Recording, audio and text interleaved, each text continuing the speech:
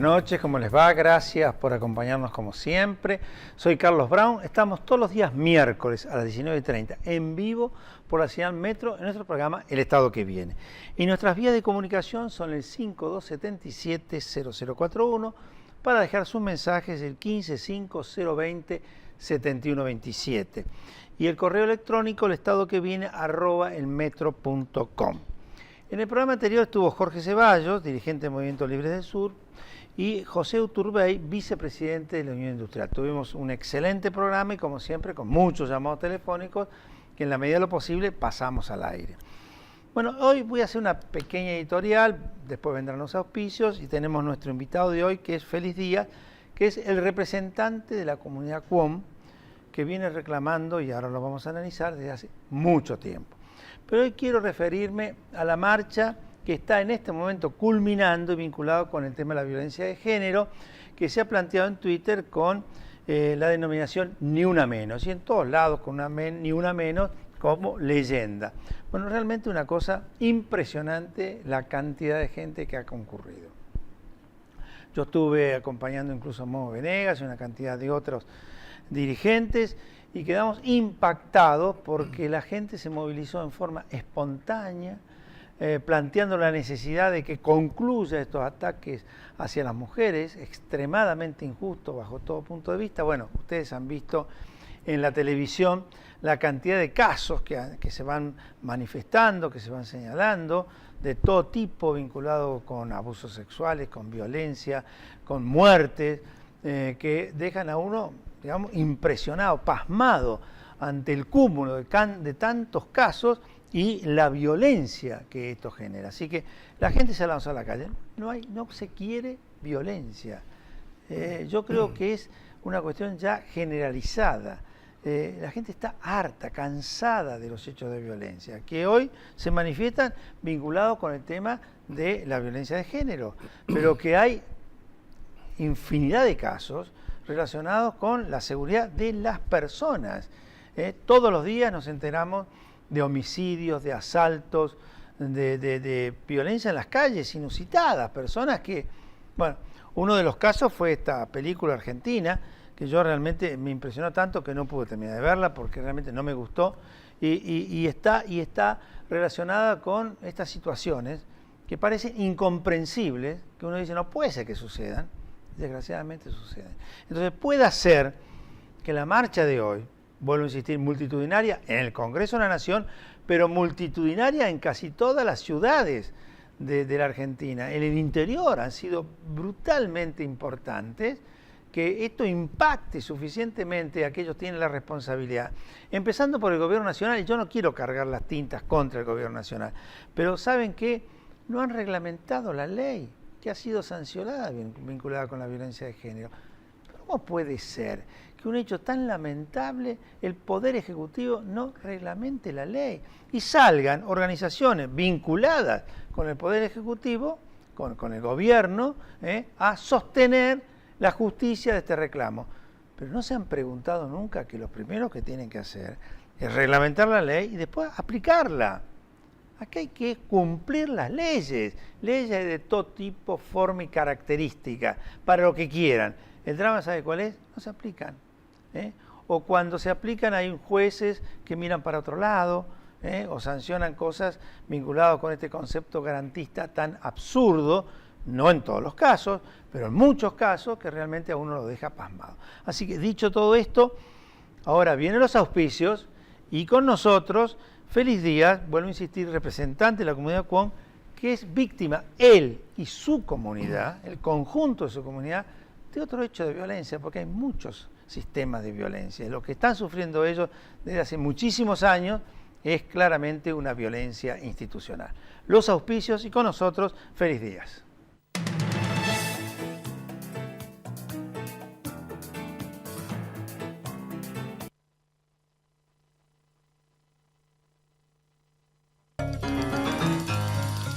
La fuerza del campo está en el trabajo de su gente y la fuerza del trabajador está en la UATRE. Movimiento Productivo Argentino. Producir más, distribuir mejor. IPCBA, Instituto de Promoción de la Carne Vacuna Argentina. La gestión política con participación ciudadana es la única forma de crecer como país. Creer en la política es un desafío que solo se logra con control. Porque si tenemos gobiernos transparentes, ustedes, los chicos, los jóvenes, van a creer que la política es la institución apta para modificar cómo viven los argentinos. El control es la base de una sociedad más justa. APOC, Asociación del Personal de los Organismos de Control. Crecer es brindar oportunidades. Crecer es motivar el desarrollo de la gente. Crecer es promover la cultura y el deporte. Queremos seguir creciendo junto a vos. Banco Ciudad. Te quiere ver crecer. 0822 20400. bancociudad.com.ar.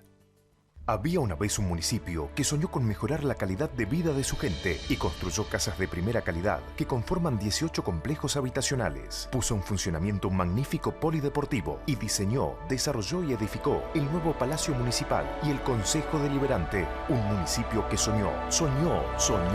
Y juntos lo hicimos realidad. Más Malvinas, más Argentina. Malvinas Argentinas, el municipio. Gobierno de Jesús Cariglino.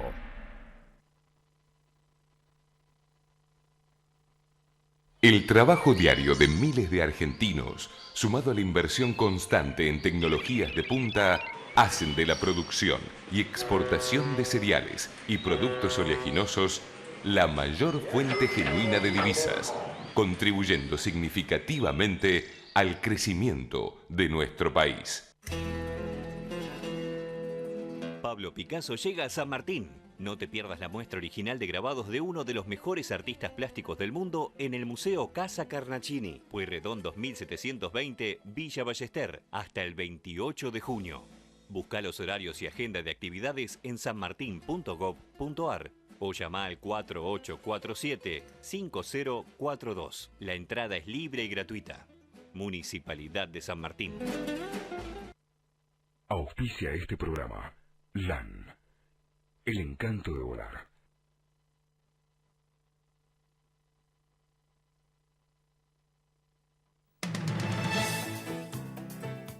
Bueno, lo prometido. Félix Díaz, ¿cómo le va? Un gusto tenerlo acá de nuevo. Igualmente, muchas gracias. Ustedes saben que con Félix Díaz estuvimos acá en el 2013, porque ellos vienen con una larguísima lucha, ¿no? Recién estaba hablando con usted y uno de sus colaboradores, y que en el año 40 ustedes tenían 10.000 hectáreas y ahí empezaron a tener una sucesión de problemas y hoy andan con una cantidad o están con una cantidad de aproximadamente 3.400 hectáreas con tenencia directa y algún tipo de adjudicación posterior que puede llegar a las 5.000, ¿no? Sí. Y cada vez con más problemas, o sea, en cambio de solucionarse, los compromisos que el gobierno toma, la cosa se complica, por eso están hoy acá, sí. Están ahí en la Avenida de Mayo, y la 9 de julio, ¿desde hace cuántos días? Y hace más de 3 meses que estamos ahí acampando, la avenida 9 de julio, avenida de Mayo, justamente reclamando justicia para que se investigue la muerte de Roberto López y también las tierras que han sido usurpadas por el gobierno provincial, también el gobierno nacional, porque hay 2 organismos que están cedidas parte de nuestras tierras, que es el Parque Nacional y la Universidad Nacional de Formosa. O sea, de esas 10.000 hectáreas que ustedes tenían en el año 40, han sido sacadas esa mitad a estas instituciones. Así es. Y nosotros, como tenemos esa costumbre de no alambrar los campos porque es una tierra comunitaria, lo difícil es pensar de que esta es mi propiedad. Entonces la mayoría de los indígenas tienen su campo así, sin alambrar, sin dividir las parcelas. Cada uno le toca una parcela y se respeta. Por más que no haya como un límite de la ocupación, los indígenas jamás le va a decir este es mío o se pelean por... Ahora, el dominio no es perfecto, o sea, no tiene un dominio pleno ustedes en el sentido de la transmisión por herencia, ustedes tienen un condicionamiento. No, porque los indígenas viven así, es como Si hay alguno que necesita un pedazo de terreno, se le da, no se le vende ni se alquila, sino se le da para que arme su casita, sus chacras, y se comparte lo poco que se tiene. Y eso lo diferencia entre lo que es la propiedad privada, que una persona que tiene un terreno no va a permitir ninguna persona que levante un rancho, por más que sea un familiar directo. Nosotros no nos manejamos de esa manera, nosotros nos manejamos a través de nuestra generosidad, nuestra solidaridad hacia los demás. Y eso es lo que nos hace diferencia. Ahora, en el 2011 ustedes tuvieron un acuerdo con el gobierno nacional, no sé si también con el provincial, donde había varios puntos vinculados con la salud, con la documentación de las personas, con el agua, con el dominio de la tierra, y no se cumplió, y eso motivó que ustedes vinieran por acá en el 2013. Sí, en ese año, en el 2011, el gobierno nacional lo que condicionó nuestra retirada era elegir las autoridades para saber con quién dialogar. Entonces nos mandaron a Formosa para hacer la convocatoria de una elección de autoridades, porque como ellos dicen que no soy representante de la comunidad, porque no estoy reconocido legalmente, yo tengo el respaldo de mi comunidad, pero como no hay documento que acredita mi liderazgo, entonces el gobierno quería aprobar eso, haciendo una convocatoria de una elección, de la cual fue garante el Ministerio del Interior, el Instituto Nacional de Asuntos Indígenas, la Junta Electoral Federal y también los derechos humanos, como el caso de Adolfo Pérez Esquivel, Nora Cortiña, Pablo Pimentel, APDH La Matanza, que fueron como observadores de dicha convocatoria eleccionaria. Y la comunidad a mí me eligió en esa elección. ¿Año? En el 2011. Bien. Y desde ahí se terminó el diálogo, ya no me reconocen como autoridad, me cerraron las puertas y desde ahí veníamos. ¿Pero cuál es la razón? Porque usted fue elegido con todos esos condicionamientos que me acaba de señalar, ellos no lo reconocen porque no lo quieren reconocer. No reconocen porque saben que yo respondo el reclamo de la comunidad y no respondo la política gubernamental, porque sabemos que el gobierno lo que tiene es hacer cumplir la ley y también favorecer a la gente que tiene necesidad de desarrollar. Entonces esa elección que pasó fue histórica para nosotros porque era la primera vez que la comunidad le dejan ejercer su derecho de elegir a sus representantes. ¿Por qué? Porque el gobierno de la provincia, a través de Gilda Infran, crearon una ley, la 426, una ley integral del aborigen, que incorpora el reconocimiento de las asociaciones civiles. Y esas asociaciones civiles son las que están tituladas las tierras indígenas y entregan al cacique Sanabria en el año 1984 y jamás han hecho una actualización a través de una elección de la comisión directiva. Entonces, en el año 2008, pasaron más de 20 años, pierde la legalidad. Entonces, ¿qué es lo que pasa? Es como cae la titularidad de las tierras y los bienes pasan en manos del Estado. Y el Estado dispone como tierra fiscal. Y ahí es donde se dieron a Parque Nacional, a la Universidad Nacional de Formosa. Ahora, en esas tierras está la comunidad Cuón. Aclaramos, estamos hablando de la provincia de Formosa, estamos hablando de un lugar donde, digamos, gobierna Infran desde hace muchísimos años, y de una cantidad de situaciones que arrancan hace ya casi 2 siglos atrás. ¿Qué cantidad de personas, digamos, conforman la comunidad Cuón que tiene estos temas? Sí, las familias son 850, la totalidad de las familias, y alrededor de entre 4.800 personas. Entonces, de las 5.000 hectáreas que nos quedaba en el año 84, hoy nos resta más o menos un cálculo aproximado de 3.400 hectáreas. El resto quedó en manos del gobierno nacional y provincial. Entonces es ahí donde nace esta persecución que hace el gobierno, porque a través de la negación del Estado de los recursos naturales, como el tema del agua, salud, claro, porque son muchas las cosas que no le están dando, salud, entonces, documentación de las personas, ¿no? Al no dar los recursos a la comunidad, ¿qué es lo que piensa el gobierno? Que los indígenas emigren en las ciudades. ¿Por qué? Porque al abandonarte te morís ahí sin asistencia médica.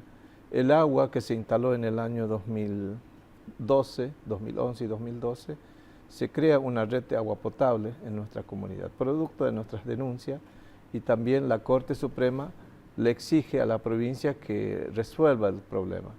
Pero el agua hay una red de agua potable que tiene una extensión de varios kilómetros para que lleguen las casas de la familia indígena. Entonces, el agua que se larga solamente 2 horas por día, de 10 a 12, y durante el fin de semana el agua no. ¿Y cuál es la razón? ¿No hay agua o es simplemente un capricho para obligarlos a abandonar? Para mostrar las obras y no el servicio, porque la obra está instalada, está conectada, pero el servicio no está cumpliendo su Es un condicionante función en contra de ustedes, evidentemente. Entonces uno tiene que ir a mendigar a los municipios el agua a través de los cisternas, y el que tiene aljibe a través de las viviendas sociales que fueron levantadas. Entonces ahí donde condiciona. Si no sos peronista no te dan agua. Si pagás te tarda más o menos 15 o 30 días para que te carguen el aljibe comunitario. Todas esas condiciones que el gobierno manipula y ejerce su poder sobre la necesidad de la gente. Y eso es lo que venimos denunciando. Y el gobierno trata de ocultar eso, negando toda esa carencia de recursos hacia la población indígena. Ahora, ustedes en el 2011 llegan a un acuerdo, ese acuerdo se incumple, en el 2013 ustedes vienen, se ubican en el lugar donde están hoy. Yo recuerdo que usted vino al programa de televisión. Se van porque había un acuerdo que teóricamente contaba con el aval de una cantidad de personalidades, el caso Randazzo como ministro de Interior, de Pérez Esquivel, de Nora Cortiña, y ahora se incumplió otra vez, o mejor dicho, nunca se cumplió. Nunca se cumplió. ¿Por qué? Porque los reclamos que hemos hecho se ha logrado mínimamente cubrir la necesidad de los indocumentados, pero siempre cuando logramos cosas nos dan a nosotros, y después lo que hace como elegir a quién se beneficia los logros de la lucha, le dan a los punteros políticos indígenas, a su familia, y el resto de la gente que lucha no se le da nada. El caso de las viviendas como ejemplo, las viviendas sociales que el gobierno le entrega a la comunidad y elige. Hay dirigentes indígenas que son punteros políticos de la provincia, tiene 3 o 4 viviendas, y el resto de los ancianos, las mujeres, ni siquiera una vivienda no se le da, porque los ancianos tienen una postura de reclamar la devolución de las tierras. Entonces ahí donde se le pega, se le persigue, se le presiona para que no le beneficie ningún programa. Usted sabe que yo estaba, usted escuchó lo que hablé al principio, ¿no? Vinculado con el tema de la violencia, ¿no? En este caso la violencia de género, la multitud que usted ha tenido ocasión de ver. Y uno dice, ¿cuántos tipos de violencia hay? Son muchos los tipos. Sí, Esta que está usted señalando es un tipo de violencia. A lo mejor no ir pegar, pero el negar, el presionar, el intentar perjudicarlos para que ustedes eventualmente se vayan y dejen esas tierras, es violencia. Es una violencia que se trata de minimizar, pero para nosotros lo vemos como una discriminación enorme hacia los pueblos indígenas. Porque fíjense que en estos días, al estar acá en Capital Federal acampando, hemos podido convocar una cumbre de los pueblos indígenas, donde hemos podido lograr juntar como 25 pueblos indígenas a nivel nacional. 17 provincias del país se han congregado para poder plantear al Estado las problemáticas que estamos mencionando, y han coincidido el reclamo de la inseguridad jurídica de las tierras. ¿Por qué? Porque el Estado Nacional creó una ley 26.160, una ley de emergencia territorial. En el año 2006 esta ley fue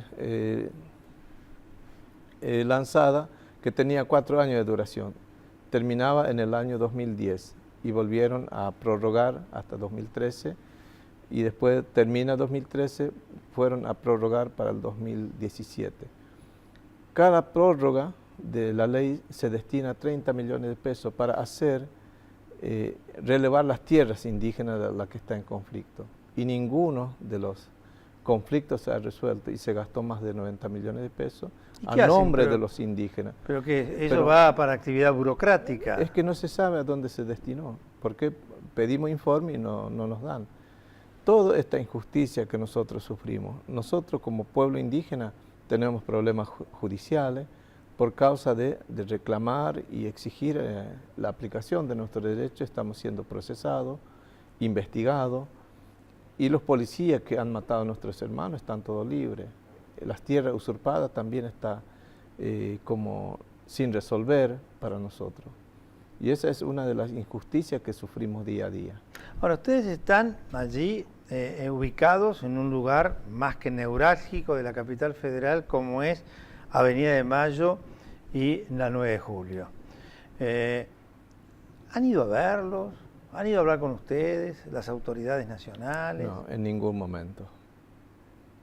¿Que ustedes han intentado tener audiencia con ellos? Hemos elevado desde el principio de la CAMPE, hemos elevado nota a la Presidencia de la Nación, a la Presidencia del Senado, a la Presidencia de Cámara de Diputados, a la Corte Suprema y luego a la Secretaría de Derechos Humanos, donde está el doctor Fresneda, a la Ministra de Desarrollo Social, Alicia Kirchner, y el Instituto Nacional de Asuntos Indígenas.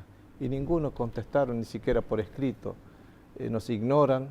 Y hablando nuevamente sobre el tema de la cumbre que hemos hecho, hemos elaborado una nota, como un documento, para elevar al Gobierno Nacional nuestra propuesta y inquietud en la búsqueda de un diálogo. Estuvimos ahí 4 horas y media parados en frente de la mesa de entrada, no nos dejaron entrar, con Adolfo Pérez Esquivel, Nora Cortiña, Pablo Pimentel, 4 horas esperando que nos reciban y nos abran la puerta para entrar a la mesa de entrada y que selle el documento para que podamos retirar. En ningún momento se abrió la puerta, solamente los policías que nos presionan, dice cuántos son, quiénes son, que no saquen fotografía, no graben, no filmen. Perdón, digamos, ¿en qué organismo concretamente fue esto? ¿En qué lugar? Ahí en la Casa Rosada. Ajá. Estuvimos ahí. ¿Pidiendo una audiencia con quién? ¿Con el ministro del Interior? Con el jefe de gabinete. Ah, con el jefe de gabinete, Aníbal Fernández. Un hombre que tiene tiempo para muchas cosas, sobre todo para hablar a la mañana temprano, pero se ve que no tenía tiempo para ustedes, ¿no? Pero como nosotros estamos acostumbrados de estos maltratos de la vida, creemos que en algún momento alguien tiene que responder esto, porque no puede ser que un país independiente, autónomo y defensor de los derechos humanos nos haga esto. Porque nosotros sabemos que somos un pueblo primitivo de esta tierra y nos tratan de esta manera. No, ustedes son lo que la presidenta denomina permanentemente, y lo dice en su discurso, un pueblo originario. Sí. Con lo cual tienen derechos porque son los primeros, son los habitantes naturales y originarios de esta tierra. Y eso se dice mucho en el discurso. Lamentablemente veo que no se dice en la realidad, ¿no? La verdad que las realidades son otras cosas, porque a nosotros en vez de escucharnos, buscan interna, es como nos espían todos los días, y eso para nosotros es incómodo con quién estar durante los días. ¿Por qué? Porque hay personales del gobierno nacional que está ahí, vive con nosotros, pregunta quién es esa persona, qué hace. Los servicios lo deben tener allí permanentemente. Sí, sí. Y eso mirándolos. Lo que nos duele, en vez de resolver los problemas, se preocupa con quién hablamos y con quién trabajamos. Suele suceder, desgraciadamente, estas cuestiones. Acá me están trayendo, ustedes saben que como vamos en vivo, tenemos una cantidad importante de llamados telefónicos, ¿no? Y yo quiero asumir un compromiso con usted dentro de mis posibilidades. Usted sabe que yo soy diputado de la oposición y estamos extremadamente limitados por la fuerza de la mayoría, que ellos la utilizan absolutamente, ¿no? Pero yo voy a hablar con el grupo de diputados de la oposición y me parece que son merecedores de que nosotros los recibamos en la Cámara de Diputados y que un grupo de diputados de la oposición, de distintos partidos, no de un partido, sino de diferentes partidos, sí. Vamos a invitar también a los diputados del oficialismo si nos quieren acompañar. Porque nosotros venimos para escucharlos. Sí, nosotros veníamos proponiendo a los senadores y diputados nacionales que viajaran a Formosa y que formaran un equipo de de legisladores nacionales y que pueden sesionar en el territorio y recepcionar los problemas. Escucharlos. Porque para nosotros es muy importante la presencia de los diputados en el territorio, porque ellos pueden saber cuáles las inquietudes que se plantean. La mayoría de los pueblos indígenas que estamos en este problema son los más afectados. ¿Por qué? Porque hace 15 años que estoy así en la calle, no vivo en mi casa, y estoy dando mi vida por esta causa. No estoy aspirando a un espacio público para que yo sea funcionario. Lo que yo quiero es que se respete nuestra vida y que nos devuelva al territorio, porque ahí está la vida y el futuro de nuestras generaciones. Félix Díaz, yo me voy a comprometer ante usted y por supuesto ante la audiencia. Lo vamos a intentar, queremos escucharlos, no en un programa de televisión, sino que lo queremos escuchar en el ámbito físico de la Cámara de Diputados, en algunos de los salones que corresponden a la Cámara de Diputados, para que ustedes nos cuenten lo que están contando ahora con mayores detalles. Así que yo lo voy a hacer, lo voy a llamar y vamos a tratar de que estén la mayor cantidad posible de diputados presentes. Algunas comunicaciones estamos recibiendo. Leo de Morón, ¿ustedes reciben algún tipo de ayuda como planes sociales o pensiones? Me da vergüenza tanta impunidad. ¿Ustedes reciben algún acompañamiento? Reciben, pero hay mucha burocracia sobre este tema. ¿Por qué? Porque tanto las mujeres como hombres que son analfabetos, los comerciantes que son dueños de los supermercados se apropian de las tarjetas sociales y se quedan, y ellos mismos van a los bancos, cobran, porque le dan los códigos para extraer hace una especie de, entonces le dan de a cuenta la familia, corriente y se quedan con la tarjeta. Y estos comerciantes son punteros políticos, entonces a cambio de mercaderías vencidas. ¿Por qué? Porque el indígena no maneja la matemática, no maneja lo que es el comercio, o sea, no tiene ninguna idea de qué es negocio. Entonces los comerciantes aprovechan. Un calzado común le están vendiendo 8.000 pesos, por cuota muchas veces 60 pesos. Entonces, como las personas que tienen esos beneficios dicen que es barato porque tenés que pagar 4 años esos calzados. Se aprovecha. Bueno, me dicen que se termina el programa. Marcela Lanús fueron recibidos por la presidenta. Telma de Palomar, tengo 82 años, me parece una vergüenza lo que hacen con las comunidades indígenas. Verónica de Belgrano, quieren exterminar las comunidades originarias, no es posible. Marcela de Congreso, lo que pasa con la comunidad es también violencia. ¿Cuál es el problema? Alejandra de La Plata, Guido Necochea, pregunta cómo se puede ayudar a la comunidad Cuom. María de Banfield, ¿por qué la justicia no actúa con el tema de la violencia contra las comunidades indígenas? Laura de Chacarita, ¿qué pasa cuando el gobierno toma sus campos y los alambra como hacen para ingresar? No pueden ingresar, evidentemente. No. Félix, vamos a tomar este compromiso y vamos a tratar de darle una mano dentro de nuestras posibilidades y esperemos que el año próximo haya otro gobierno que los entienda un poco mejor. Muchísimas gracias. A todos ustedes los esperamos el miércoles que viene.